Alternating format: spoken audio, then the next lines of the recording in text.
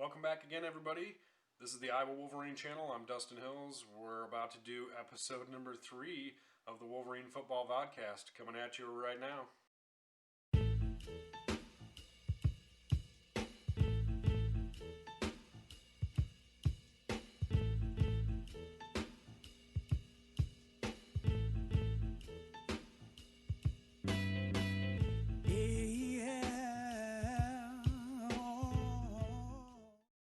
Alright guys, thanks for coming back, joining me for episode 3. Today we're going to talk about the defensive depth chart. We're going to go through the 2 deep real quick on the defensive side of the ball. And we'll get started right away up front, the defensive line. Last year, a little bit of criticism of this defense was they lacked depth in the interior defensive line. So we've heard good things from Don Brown that they're improving that depth. The starters in the middle are going to be Carlo Kemp at the 3 tech, it sounds like. And then at the 1 tech, I think it's going to be Donovan Jeter. Sounds like he's made some really big improvements, made a huge leap. I thought he was going to do it last year. I was a year early on that prediction.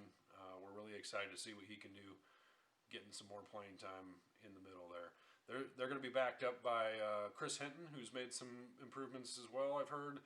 And Jess Spate is coming up and playing some nose and getting in the mix there. I think you might see him in some of those dime package situations where we need a nose guard.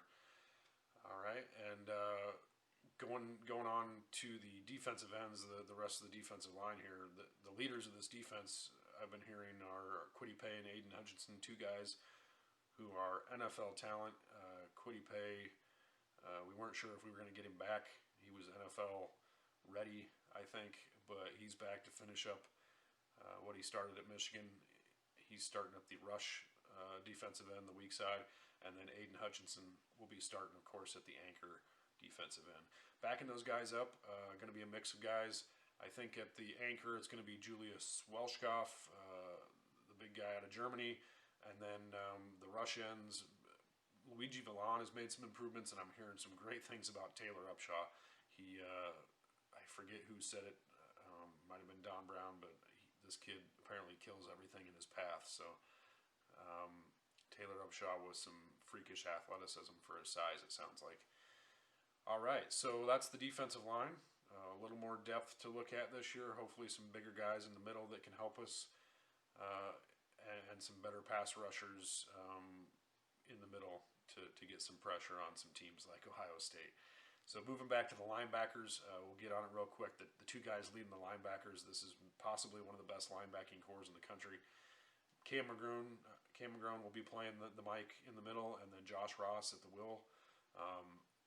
We'll see a new face at the Sam linebacker position with Ben Van Summeren stepping in there, and this guy is 6'2", 253, and runs like a 4.5 40.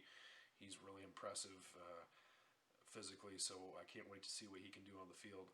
And then the Viper, I consider that a linebacker. It's a hybrid position, but typically up closer to the line of scrimmage. So the Viper is going to be, sounds like Michael Barrett, with Anthony Sullivan really challenging him at that position. It's good to have 2 of those guys who are versatile.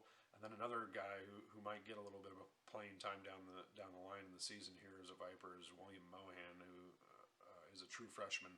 They call it Patchy, and I guess he's a blitz specialist. So he might fall into that kind of blitz specialist, cheetah kind of role at times when he's needed. Backing up the other linebackers, we'll go back Nikai Hill-Green and Khalil Mullins and Jalen Harrell, all 3 true freshmen, are in the mix at backup positions here. And then David Ojabo sounds like he's going to back up Van Summeren at the Sam. And I've heard a little bit about Adam Shibley, the senior, there in the mix too with the linebackers. So moving back to the secondary, we lost a lot of talent in the secondary with the corner positions. Lavert Hill and Ambry Thomas moving on. And then we also lost Josh Metellus from the safeties. Sounds like the starting corner is going to be Vincent Gray, the number 1 corner. We're not sure who the starter is going to be on the other side. I know there's a battle going on. It sounded like last week, from what I was hearing, it was Jamon Green and Sammy Foston. Foston moved over from safety. And then also DJ Turner and Jalen Perry in the mix there. Iman Dennis has been mentioned down the line. George Johnson moved over to corner from safety, so that'll be interesting to watch who emerges as the number 2 and 3 guys as the corners there. And then we move back to the safeties, where Brad Hawkins, the senior back there, leading guys at the safety position, as well as maybe the most talented guy on the team, Daxton Hill. He's going to play free safety.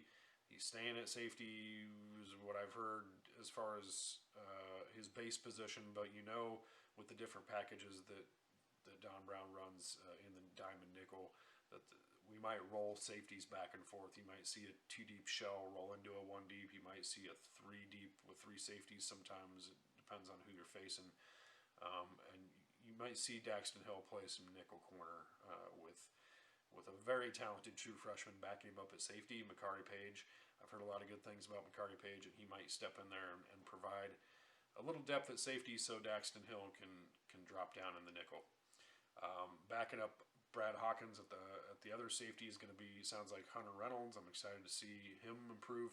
Saw him a little bit last year. And I've heard a little bit of buzz about A.J. Moten, another true freshman as well, who might play a little bit of strong safety. So really a lot of, in the back end of this defense, from the linebackers on back to the secondary, a lot of true freshmen. A lot of true freshmen that we might see this year.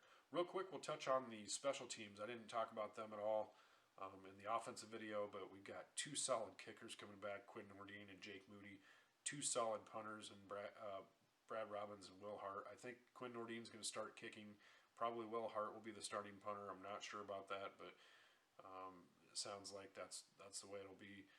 We got to replace the great Cameron Cheeseman at long snapper, and it sounds like Greg Tarr, true freshman, is pushing for that job, as well as sophomore William Wagner, and then Aiden Hutchinson also has done some long snapping too, so he might be the guy there at the long snapper.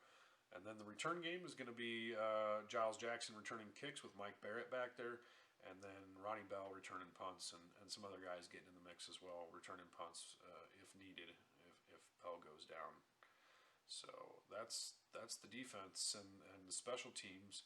We're really excited to see this defense replace all this talent and see what's going to come of it.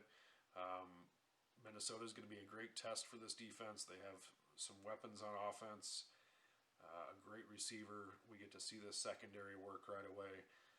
So here in a couple days, we'll drop another video on a preview for the Minnesota game. We'll talk a little bit more about scheme and what Minnesota is going to try to do and who they have for weapons. If you have any questions or comments about the defensive depth chart, drop me a line down there in the comments. Go ahead and like this video, please. Subscribe to the channel.